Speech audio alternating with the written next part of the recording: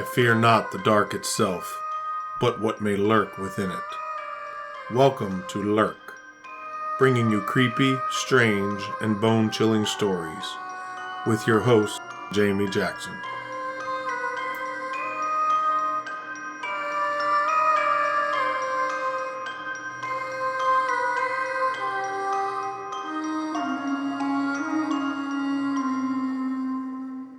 Hey lurkers, welcome to this week's episode. This week's topic was voted on by people in the Lurk Facebook group, so if you're interested in voting on future topics, make sure you go over and join our group. This week's episode is entitled The Batman Murder. Sorry to disappoint you, but no one was dressed as Batman. The murder has absolutely nothing to do with Batman. It's just the moniker that the media gave the murderer. That's a few too many M's there, but whatever. He was also known as the Ghost in the Garret. We will actually get into all that. You'll learn why he was called that as we get into the story. This is an odd one. It's a strange murder, love triangle. I think it's incredibly creepy. But let's get into the story and you can kind of judge for yourself. So our story begins actually in Chicago, Illinois, with Walburga Koschel, who was born in 1880, possibly in Imperial Germany, and then moving to the United States with her parents. But there's a little uncertainty about whether or not Walburga was born in Germany or if she was born shortly after her parents arrived in the United States. Either way, she and her parents settle in Chicago. At some point in her life, Walburga got the nickname Dolly, so I will end up using the name Dolly towards the middle of the episode. Or maybe in the next piece of information that I talk about. Walburga, or Dolly's father, abandons the family, and she leaves school to go to work in a hat factory at the age of 12. In 1894, at the age of 14, she meets Fred Oesterreich, and they marry in 1897. He was 3 years older, so they met. She was 14, he was 17. They have a child, a boy named Raymond, in 1900, and the family moves from Chicago to Wisconsin. Fred and Dolly open up a textile factory that manufactures women's aprons. The two end up getting a pretty decent business going. But Fred was known to be difficult to work for, and Walburga, working as the forelady, spent time going behind Fred and smoothing over hurt feelings with the employees. In 1910, their son Raymond gets scarlet fever and dies. The death of their son had a negative effect on their marriage and caused a rift between the couple. Fred began drinking heavily, and he also joined the Christian Science Church, which caused quite a few problems between the two. There were rumors that Dolly started carrying on several affairs, and that some of those affairs actually started from the very beginning of the marriage, not just at the start of the more difficult times. She allegedly invited her lovers into her home when Fred was at work at the factory. Some information said that Dolly had an insatiable sex drive that Fred couldn't keep up with or just couldn't be bothered with. In 1913, Dolly is at the factory one day overseeing the work when one of the sewing machines stops working. After being notified, the factory repairman comes in to fix the machine. The repairman is Otto Sandhuber, a short, skinny, blue-eyed young man. Otto was an orphan who thought his age was around 16 or 17. It's believed his last name was Ware prior to being adopted into the Sandhuber family. Some people speculate that Otto's young age brought up Dolly's mothering instinct, and that, coupled with her sexual attraction to Otto, became a dangerous mix. It actually became a pretty disgusting one, if you ask me. But Dolly wanted Otto.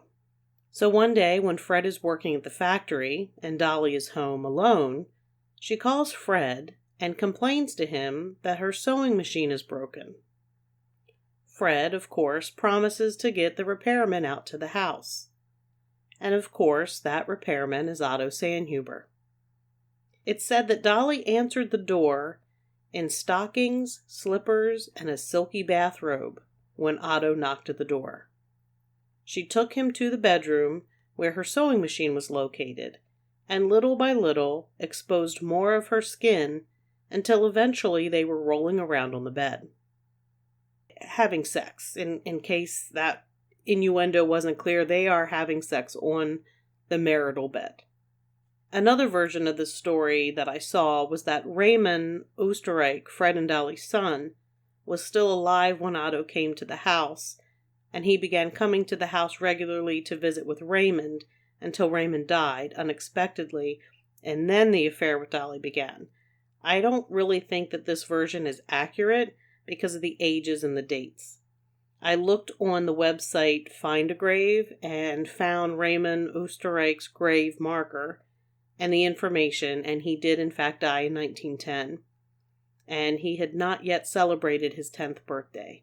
So, if you are familiar with this case at all, or you look into it, I'm going to say based on the information I found that account of how Otto and Dolly ended up having an affair is not accurate.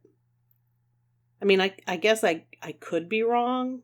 I don't really think that I am wrong. I'm rarely wrong, ask my husband. But I'm sticking with the answering the door in silky robe and stockings version. So it didn't take long for Dolly and Otto to begin having a crazy love affair. At first, they began their affair like most people would, secretly meeting at hotels, but soon Otto would begin coming to the Oesterreich's house. The neighbors obviously grew suspicious, even when Dolly tried to tell them that Otto was just her vagabond half-brother. Some of the concerned neighbors, of course, alerted Fred of the strange business going on in his house during the day. But Dolly told Fred it was just a door-to-door salesman who was being pushy, and that she had managed to finally get rid of him. But Fred, not so dumb, hires an investigator who finds Dolly and Otto in bed in a hotel, and Fred arrives. Dolly promises Fred that she's breaking things off with Otto, and after signing over some personal items to make up for the alienation of affections, the issue is closed. But Dolly didn't want to give up her teenage lover. So Dolly decides the best option is to move Otto into a small room in the Oesterreich attic. Otto quit his job, and since he didn't really have any family, he moved into the tiny room in Dolly's attic and spent all his time there, unless he was with Dolly.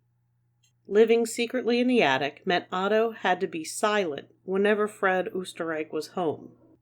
At night, Otto would spend his time reading mysteries by candlelight and writing pulp fiction stories he hoped to have published. During the day, while Fred was at work, Otto spent time with Dolly, having sex, cleaning her house, and making bathtub gin. And bathtub gin is exactly what it sounds like. Hooch made in a tub illegally. For 5 years, Dolly and Otto continued their strange relationship. Then in 1918, Fred tells Dolly they're selling the house and moving to Los Angeles. You'd probably think this would be the end of this bizarre love story. Though love story this isn't, because there's really nothing at all about love in any of this. But no, Dolly tells her husband, yeah, she'll move out to California, but the house that they buy needs to have an attic. Fred, who has no clue what is going on in his attic, agrees. So Dolly manages to find a house overlooking Sunset Boulevard that has an attic. And she sent Otto ahead to California so he'd be there waiting for her when he arrived. Actually, after moving Otto into the attic the first time, the Oesterreichs moved a total of 5 times, and each time Otto would go ahead of them to build his little attic room and set himself up before Fred and Dolly moved in. and each of his rooms had very little in them, just a bed, lamp, chamber pot, and a chair. Life continued on the way it had once Fred and Dolly moved to L.A., with Fred gone during the day, Otto spending time with Dolly while Fred is away, and then retreating to his small cramped hideaway by evening. For 4 more years, this is how life was, until one evening on August 22nd, 1922, and Fred and Dolly get into a nasty argument. Otto can hear them fighting all the way up in his cramped little room, and fearing Dolly was in danger, he burst into the room pointing 2 guns at Fred. Can you imagine Fred's shock once he recognized Otto as the man who fixed sewing machines in Wisconsin? There's a struggle between Fred and Otto, and the gun goes off, and Fred falls to the ground, dead. Dolly panics. Otto comes up with the idea to lock her in her closet, and then he takes a couple of expensive items and flees back to his room. They knew the neighbors would certainly hear the gunshot. This way, Dolly would have an alibi. So, of course, the police show up, and while they're looking at Fred's body, they hear banging noises coming from another area of the house. They go in search of the noise and find Dolly locked in the closet. This closet could only be locked from the outside, so obviously she had to have been put in there. Dolly tells the police there was a robbery. While she was hanging up her furs, she was shoved in the closet from behind, and the door was locked. She had heard an altercation and a gunshot, and had been screaming for her husband. Dolly tells the police that her husband was known to carry $300 to $600 cash in his pocket, but when the body was searched, they only found $3.10. It was later discovered that Fred's pocket watch was missing. It had a rather unique design, and it was nowhere to be found. The police canvassed the neighborhood, and everyone says they had never heard the Oesterreichers fight. Fred owned the house free and clear, and they lived in a very affluent neighborhood and were an obvious target for robbers. All that, plus the fact that there were other reported robbery attempts in the neighborhood, led to no other obvious explanation other than a robbery gone wrong. So Dolly was free to go, and she was $142,000 richer, having inherited Fred's money. In case you're wondering, $142,000 back in 1922 is the equivalent of about $2.3 million now. But one detective, Detective Klein, had a funny feeling about Dolly, and he repeatedly brings her in for questioning. She is accompanied by attorney Herman Shapiro. Eventually the case goes cold because Detective Klein can't find anything on Dolly. At this point you might be thinking Otto and Dolly are now free to have a relationship out in the open. Or at the very least, that Otto is able to walk freely in the house and stay in an actual bedroom rather than the cramped attic. But Dolly, now a widow, moves to another house January 1923. And Otto moved with her into the attic. Dolly also has herself a new lover, and it's Herman Shapiro, her attorney. Things get a little crazy from here on out, meaning it's complicated and confusing in some ways. So hopefully I'm able to give you the information so that you can really understand the timeline. But it was very difficult to get everything really pieced together in a coherent timeline because there's a lot of moving parts here. I mean, I say it's crazy, but it's like, because keeping a man in your attic as your sex slave and personal maid isn't weird enough on its own. But it does get somewhat odd. Odder, I should say.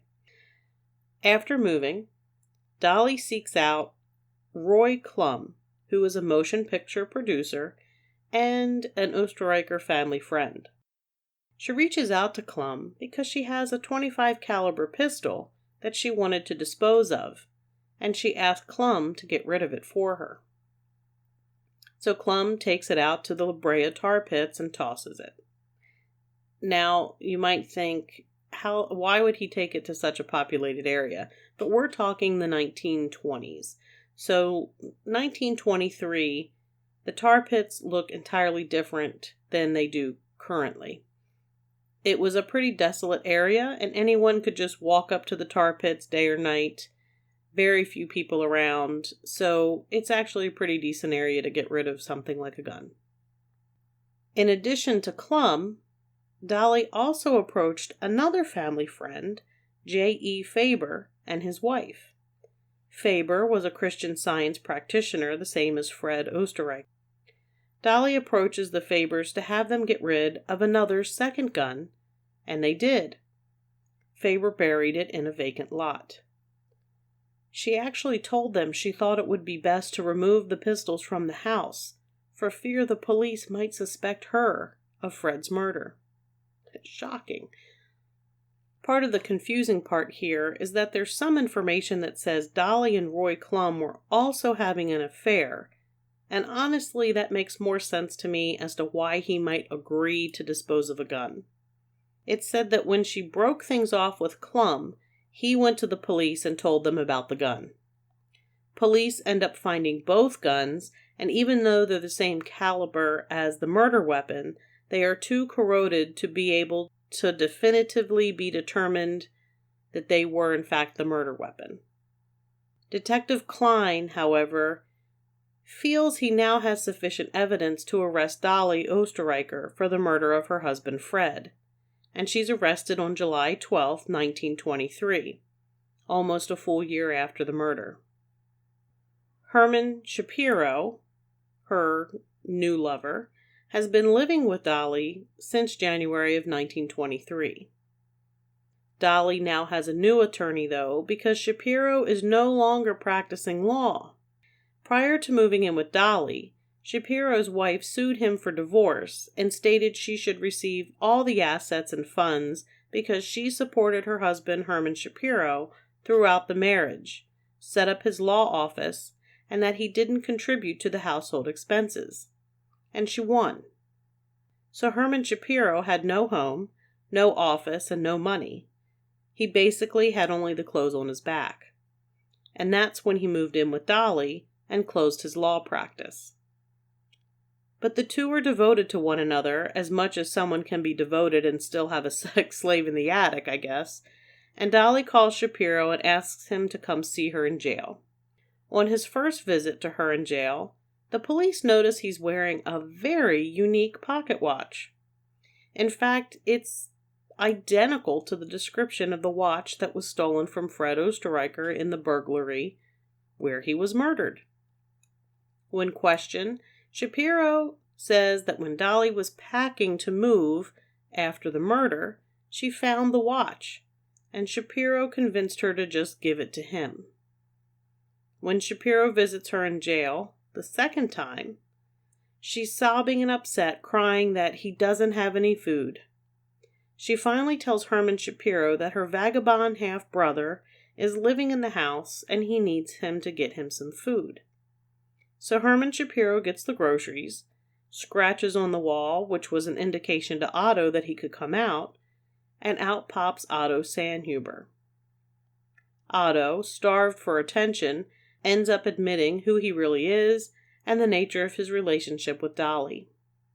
He also tells Shapiro what really happened to Fred Oesterreich.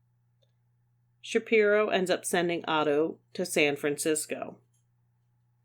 In the meantime, there's a preliminary hearing to see if Dolly will stand trial or not. Her attorneys argue that Roy Clum and J.E. Faber both owed Dolly some money, and that when she went to collect, they tried to pin the murder on her. She is, of course, bonded over for trial and remains in jail until August 1923. She was released on $50,000 bond. That's the equivalent of $806,000 now. Her trial was postponed 10 different times, and by January 1925, the charges were dropped by the DA because the evidence was not sufficient enough to justify conviction. So now Dolly's life settles down, right? Everything goes to normal. Otto's been sent to San Francisco. He's no longer lurking up in the attic. She can get on with her life. The short answer is no. In 1928, she has a squabble with Shapiro. Back in 1923, Herman Shapiro and Dolly start the Automobile Loan Corporation. The business made loans on car purchases and invested in real estate. But in 1928, Dolly files a lawsuit asking for the dissolution of the company and an accounting of the money Shapiro was investing for her. Because she didn't trust that Shapiro was on the up and up with what exactly he was doing with her money. And now we're going to introduce another gentleman by the name of Ray Hedrick, because we don't have enough men. In 1928, Dolly is suing Shapiro for the dissolution of the business and to try to get an accounting of what he did with her money. In the meantime, Dolly is also being sued by a woman named Genevieve Hedrick for $300,000 for alienation of affections of her husband Ray Hedrick. She also filed suit against Ray, asking to split their assets, and also had a restraining order placed to prevent Ray from buying or selling anything until the suit was settled. Genevieve was actually given police protection because she started getting death threats, written and via the phone, from the very moment she filed the lawsuits. In her complaint, she says that she and Ray were happy until Dolly came along, and that Dolly plied Ray with liquor and gave him money and gifts. Dolly denied the allegations, especially the death threats, and she filed a countersuit against Genevieve's mother for $500,000 for slander, because the mother was the one who told the police that Dolly was behind the threats. But wait, there's more. Ray Hedrick then files suit against Genevieve, his wife, saying she was abusive, beat, shoved, and kicked him, and inflicted serious and painful injuries, and then even called him the Dutch blockhead. Maybe he was a Dutch blockhead, because I don't know. The case was eventually settled privately, and there is no information on what that settlement was. So, I'm going to sum that up really quick. She is ticked with Herman Shapiro, her live-in lover, or former live-in lover, thinks he's stealing money from her, wants to get out of business with him, wants to know what he did with her money. In the meantime, she's at some point met Ray Hedrick. I did see some mention that he was her neighbor. So she meets Ray. I'm going to guess they start having an affair. It really wasn't spelled out specifically, but I'm going to assume that they're now having an affair because Ray's wife, Genevieve, is suing Dolly because she's saying, hey, my husband isn't with me because he's with you. And back in the 1920s, you could do that. If your husband was cheating on you with a woman, you could sue the woman for alienation of affection for money and get money for it. So she sues Dolly because she's blaming Dolly for her husband leaving. And then there's this woman's getting death threats. I would have to place a lot of value on the fact that it probably was Dolly who was threatening the woman. I would say Dolly or somebody associated with her or Ray were doing that. But then Dolly sues the woman's mother because the mother's the one who went to the police and said, hey, this Dolly woman's threatening my daughter. So she sues her for slander. And then Ray turns around and sues his soon-to-be ex-wife, saying she's abusive and beat the crap out of me and called me mean names. And they settle out of court.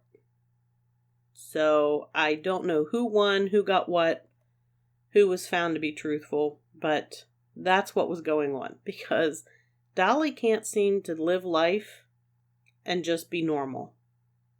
While all that was going on, Otto finds his way from San Francisco to Portland and meets and marries a woman named Matilda, and they end up moving back to L.A. And while in L.A., Herman Shapiro comes across Otto and forces him to work for him. Otto eventually refuses to continue working for Shapiro, and Shapiro is apparently not very happy about this. Then in 1930, there is a newspaper article that kind of renewed interest in several different cold cases, one of them being the murder of Fred Oesterreich. We can't forget Fred. His is the murder this entire thing is about. It seems to have gotten lost in all of the other mega drama that is going on, but Fred's murder really is at the center of this entire episode. Or maybe it's Dolly's crazy life. Either way. So, in 1930, there is renewed interest in the case, and it invites anyone with any information to contact the newspaper. So in 1930, Herman Shapiro finally goes to the police with an affidavit outlining how Dolly had someone living in her attic who was responsible for the murder of her husband, Fred Oesterreich. Otto and Dolly are both arrested. Otto tells police that he was afraid for Dolly when he heard her and Fred fighting, and that he grabbed his pistol that he had on hand for burglars. During Otto's trial, it was suggested that Roy Klum murdered Fred, and that Otto claimed Shapiro was in fact the murderer. So, during trial, his attorney said Roy Klum was heard, that Otto was locked in his room, and that he heard Roy Klum come in and murder Fred. Now, Otto was a very slight man. He's very skinny and small. Fred was a larger man. Roy Klum was closer to the same size as Fred. So, honestly, logically, it's not a stretch to think that Roy Klum would have an easier time overpowering Fred than Otto would. But then Otto turns around and says that Shapiro is the one who was the murderer, and that he coached Otto on telling people that it was self-defense. In the end, though, none of that worked. In not Fred, he's dead. Fred's dead. In his original statement, Otto said that when he arrived downstairs, Fred looked at him and said, "What are you doing here, you dirty rat?" Because Fred knew who Otto was. He was the man he caught his wife with back in Milwaukee. Eventually, Otto was found guilty of manslaughter, but because the statute of limitations had expired on manslaughter, he was released to go live his life with his wife. And I sincerely hope that he had a very happy life with Matilda. Since Dolly was locked in the closet and not part of the murder, she was free. She actually said of Otto, he was like a faithful dog with a human soul. In 1961, Dolly marries Ray Hedrick and dies 2 weeks later from cancer. Hedrick inherits all of her money. Otto was asked at trial why he stayed with Dolly, and he said, "Dolly was the only person in the whole world who cared whether Otto Sandhuber lived or died. I just had to be near her, and I chose the only way I knew to accomplish that." Without a doubt, Walburga, Dolly Oesterreich, was some type of serious narcissist. If you don't know what I'm talking about, look up narcissistic personality disorder. You will most definitely agree with me. Also, during the trial, Otto actually said that there were days where he would have sex with Dolly up to 8 times per day. And that sometimes she spoke meanly to him and treated him like crap. I feel really bad for Otto. He never really had a family where he could have any kind of normal idea about what love should be like, I guess. Really, Dolly controlled his entire life. He had to stay in this attic room a good bit of the time. He only came out when she wanted some, when he had to clean her house, because that's the other thing he did. He didn't just act as her sex slave, and that's Otto's words. He actually said he was her sex slave, but he was the maid. He came down and cleaned the house, and then made illegal gin in the bathtub. So, I feel bad for Otto. He did actually apparently get one of his stories that he wrote while he was in the attic. One of them was published, and I think it was entitled Murder Will Out, but I don't think anybody's actually found that publication. He wrote under a pseudonym, so he did not use his real name.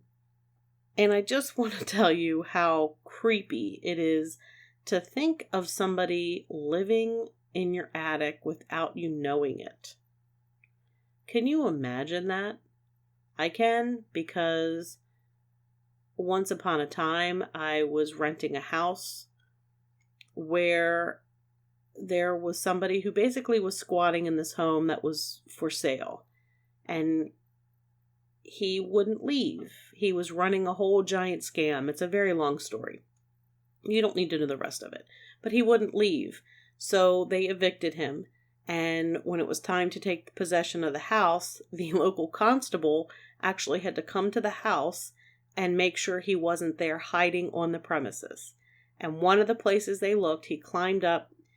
This house didn't even have an attic, really. It was more like a very small sort of crawl space in the upper part of the house, in the rafters of the house. The constable actually searched up there and told me, of course I'm like, really? Do people really do that? And he said, yes, he actually searched up there and found that somebody that was supposed to have been evicted had been living in a small attic space and would come down at night while the family was asleep. I don't know about you. I just got chills. That's terrifying to me, to think that somebody you don't know could be lurking in your house. See what I did there? Could be lurking around and walking around your house and watching you sleep at night and eating your food. I don't know. It just creeps me out. That just creeps me out. So that's going to do it for this episode. You can find Lurk wherever you listen to your favorite podcast or at lurkpodcast.com. You can also find the social media links on the website. If you have a moment, it would help us out immensely if you could give us a 5-star review. And just a reminder that September 24th, which is the day after this episode releases, Lurk will be at the Whitehall, New York Sasquatch Calling Festival.